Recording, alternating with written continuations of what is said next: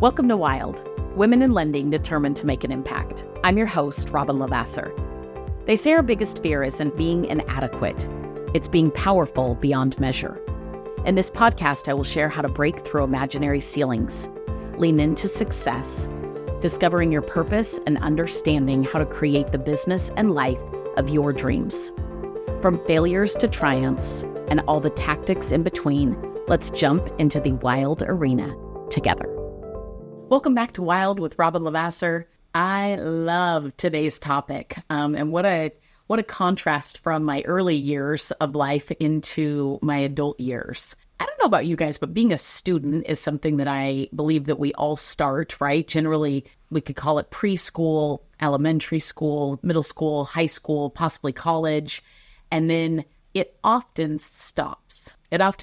We don't have a mentor at that point. We don't really seek out. Many don't seek out. Plenty do, but many don't seek out actually teachers, coaches, if you will, mentors, and remain a constant student of not only life, but of the things that you are most passionate about. If you really think about it and take a step back, if you absolutely love being, whether it is a parent or a dog parent, pet parent in general, right? Farm animals, anything. If you are a spouse or a partner, if you are a faith, whatever faith that may be. I'm a Christian, so Christianity, if you will, the work that you do, what you show up for every day. How good of a student are you? Being a student is different than being a practitioner doing the actual work. The student part is learning the best ways to do the work, right? Gaining advisement from people. And we've done a lot on, hey, who do you seek advice from? What's your circle? What's your higher counsel, if you will, the people that you say,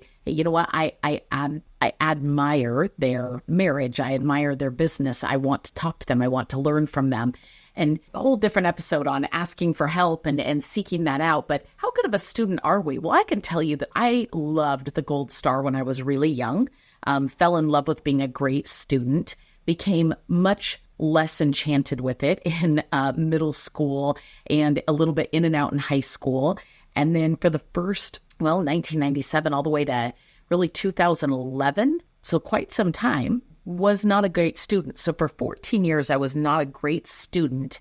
Probably some of the biggest years, man, would I love to go back now. And I tell every 20, 30-year-old that's working for us how lucky you could be if you would start being a great student right this minute in terms of business. And so I didn't even realize that we needed to continuously be students. I didn't realize that we needed to continuously seek out mentorship and coaching.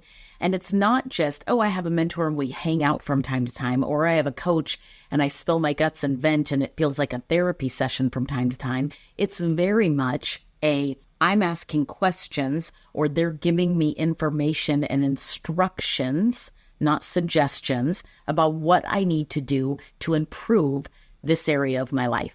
In lending specifically, in real estate specifically, in our industry and sales, I can tell you that there is a dollar for dollar, results to results, massive difference in those that seek constant guidance, are great students, have great mentors and teachers, than the ones that do not. I could put it on a graph and literally show you, hey, here's what the averages earn, here's where the top performers are, and I would bet you, I'd probably bet every dollar that I have that every single one that's at the top has a coach of some sort, and they have chosen to be an incredible student. I can tell you that I didn't realize, whenever you're not a great student, it's either because you don't have a relationship, right? You don't believe or trust the actual teacher. I don't have to like any teacher, right? My parents never were the ones who said, we're going to request a great teacher for you to make it more comfortable. They always said you get who you get and you learn how to work for and with them.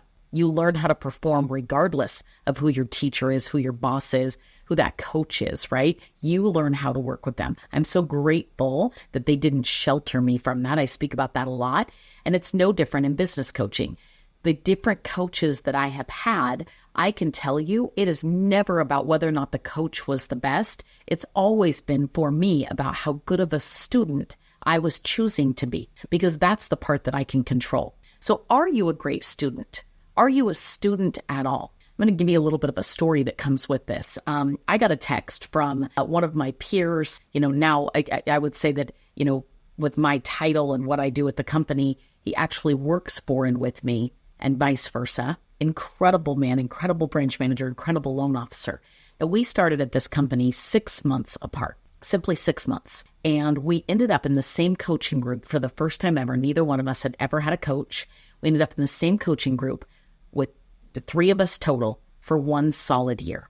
Now, at that time, with 3 of us, there were 2 students that were, the 2 other students than me were better in terms of owning a home, their financial picture. I think we were all in the business for about the same time. I would say when it came to nuts and bolts of putting a loan together, probably better skilled, if you will, very, very, very smart, especially him. I joke with him that I would have beat him in the charm spot. So I think I'm probably got the charmed place down. But man, overall, just you matched us up. Who was going to get it done? Who was going to see better results? And who did at the beginning? It was definitely him. You fast forward, we've both been at the same company for 14 now plus years for me. And again, he and I started 6 months apart. And the other day he texted me and about his cash net worth and what he had made it to on this 14-year journey. And I could not be more proud of him. Here's what's interesting. I have 5 times that amount. I have 5 times the amount that he does. I've done probably 5 times the amount of loans that he did. Why? How? I had to look at it and think, and this is not a comparison game as in I'm better than he is. I tell him all the time, we're either all special or none of us are special. I don't care what makes you feel good and how you want to explain that. Let me say it again. We're either all special or none of us are special, meaning that we're all ultimately the same. And in this space, every skill that we have are able to be learned. They're acquired skills. Now, if we were playing a game of basketball, I'm 5'3", and I think he's roughly 6'3".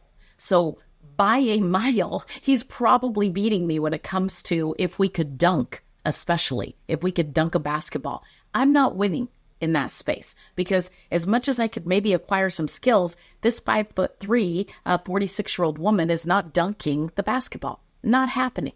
But he's got a shot at that for sure. So we look at the lineup and say, hey, we were both coached at the exact same time, joined this company at the same time, same industry, have really all the same overall resources. Nothing's really different. And we know the same things. So I would challenge you for a minute, if you're listening to this from a loan perspective, of a real estate perspective, do we know or are we able to know, seek the answers, if you will, to all the same amounts of information? Do we know that leads solve a lot of problems? Yes. Do we know that making calls creates leads? Yes. Do we know seeing people face-to-face moves the dial in the business? The answer is yes. Do we know social media can add some things? We know the same things. I think I probably get where I'm going with this. So what's the real difference? Well, I can tell you the difference in level of success that people can achieve is really the difference in the knowing to the actual doing. The person that does more, even if they know less, will win. You do more, knowing less, you will win. That's the art and some of the game, if you will, in sales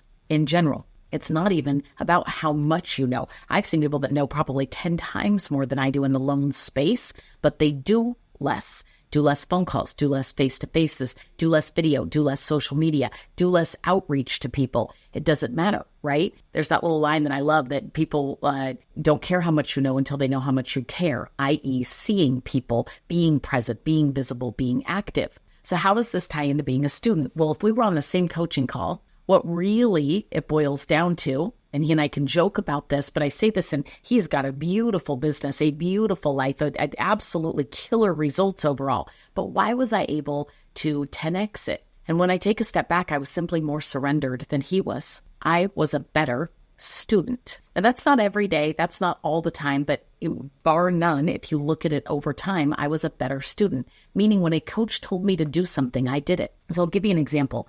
One thing that the owner of our company, mentor coach, taught me was don't ever not max your 401k if you are able. Don't ever not do it. Make it uncomfortable. Put the most in your 401k that you could ever put in your 401k as fast as you can to get that discomfort out of the way at the beginning of the year. Well, I started that trend and I didn't say, oh, that was a one-time advice. That was just for this year. For the remaining time in my career, I have done that every single year without fail, not fallen off, not asked another question about it. It's been an automatic system that I have not wavered from. Good student. Now, in addition to that, he said, you always need a financial mentor. I have never made a large financial decision in my 14 years since I was given that advice, never made a large financial decision without consulting a mentor, a financial mentor that has more money than me, has my best interest at heart, and that can ultimately listen and help me make a decision that makes the most sense. I don't all of a sudden think, I've got this figured out. You know what? I've got money right now. I've got this figured out. I'm going to stop asking questions and just do it how I'm going to do it, which means I'm no longer a student, right? I know it all. I raise teenagers, and I know a lot of teenagers that think that they know it all, and nothing drives us as parents more crazy than the one who thinks they've got it all figured out. And yet as adults, we tend to walk into our careers, our lives, and think, I've got it all figured out. Or even if I don't, it's too vulnerable. My ego's too big. We all have them. Let's own it now. I've got one as well. It can get plenty big, and I have to keep it in check. I have to use it in the right way, or it will become a monster, right? And anybody who's got an ego that's become a monster is not fun to be around, not somebody that people want advisement from, not somebody who ultimately has long-term great success, right? They often crash because of that monster. But being a student is something that constantly keeps you hungry and humble. Are you being a good student right now? Are you being a good student in general? Are you struggling in areas that, if you're being honest, you haven't sought out a mentor and you haven't asked for help? And even if you did, you don't actually put it into practice. I was chatting with a gal this morning and I said, hey, we've had a few of these calls and we're lining out some tactics and some practices and some systems that are going to ultimately change the game if you put them into play. I can give you the information. You have to do the work. So if we're still talking in 90 days, which I suspect we will be, and we are talking about the same things, how quickly do you think I'll take this call off the calendar, cancel it, or constantly reschedule, shorten it, and ultimately, long-term, stop doing it? How quickly? And she said, pretty darn fast. And I said, why? And she said, because what's the point of asking you and you telling me, but me not then doing it? Well, I will tell you, it's mind-boggling to me how many people think that, hey, that was a suggestion. I'm going to tweak that a little bit. You know what? I'm going to put money in my 401k this year, but next year I've got a reason that I didn't max it. I decided on my own to buy more real estate, to do this before I maxed my 401k. I find that to be advice that worked that 1 year, but I'm not going to do it long term. No. A great student says, I understand the instructions. It's worked for me thus far, and I'm not going to stop doing what I'm doing, especially without consulting my mentor, the person who clearly has more money in this case than I do. Oh, this person has more loans than I do. Now that might say, hey, I've got a ton of loans, but I've been going to open houses every single Saturday. And you might think, that doesn't work for my life.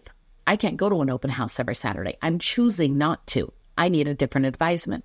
I need to go ask for somebody who's doing it Monday through Friday because that's what works for me. There's people out there. You've got to find them. And then in order for them to invest in you, you've got to pursue them and then also be a good student. A good student. It's okay to say, I just want to chat. I appreciate the advice. I might not take it. That's not signing up to be a student. But when you say, I respect you, I want to emulate you, I want to follow in your footsteps in many ways, tell me what to do. Tell me what to do. A sign of respect would be to then do it without question, without emotion, without thought, if you will. It's you gave me instructions, I'm going to do it. If I said to a room full of people right now, I can have 100 loan officers sitting in front of me, and I might say to them, right this minute, I want you to make 10 phone calls, 10, or as many phone calls as it takes over the next couple hours until you talk to 10 people about mortgage. Until you talk to 10 people about mortgage,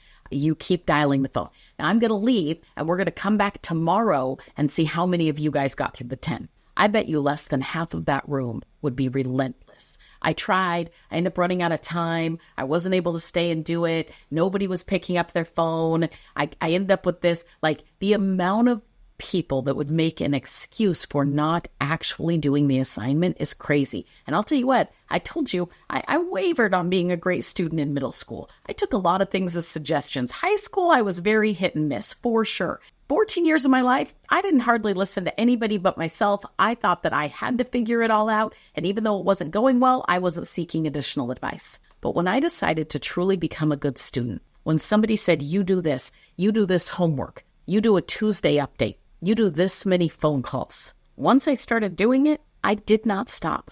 It wasn't something that I said, hey, great for that suggestion. I'm going to quit doing it. Hey, thanks for coaching me on that. I did it once or twice. Worked out okay. I'm not going to keep going. So I would challenge you today to be a better student. To not only be a better student, but seek the right teachers, the right mentors, the right advisors, but that as a sign of respect, say, not only do I want to have a relationship with you, I want you to actually coach me. And coaches aren't always kind. They're not always fair. They're not always, they're not there to coddle you. They're there to lead you to results. They're there to change your life. You have to do the work. They're the ones who give you the guide. You have to be willing, humble enough, less ego, more surrender to follow, not partially, exact, right? When you bake, you follow an exact recipe. When you cook, you can wing it. I cook more than anything at home. But when I am a student, I bake, meaning I follow the plan step by step by step so that I can ultimately get the results that they are kind enough to share their super secret recipe. How disrespectful if I went, you know what? I liked your recipe, but I changed a few things. I switched things up. I made it my own. No. You bake by following that recipe verbatim. And what do you know? We came out with the exact same piece of bread. And that bread tastes mighty fine because you were a great student. So be a better student, have a better business. If this episode of Wild was helpful for you, I hope you share it. We'll see you soon.